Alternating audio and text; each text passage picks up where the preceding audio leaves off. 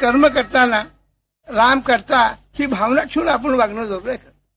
आपलं कर्ते पण जर खरं असेल तर मी करीन तर व्हायला पाहिजे खरं.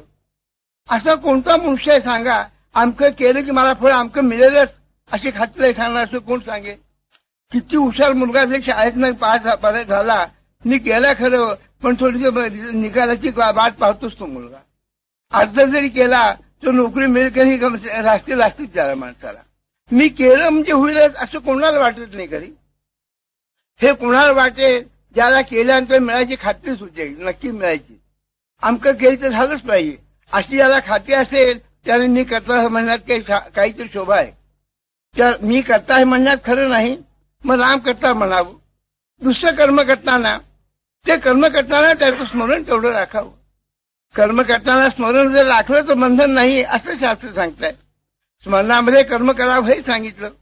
आणि तिसऱ्याला अत्यंत महत्वाचं कोणतं असेल, आपल्या कर्ममार्गामध्ये पुष्कळदा विसरून जात असेल तर हेच आहे की कर्म केल्यानंतर हे कर्म मी तुला अर्पण केलं असं शेवटी म्हणतात, त्याला खरोखर अत्यंत महत्व आहे.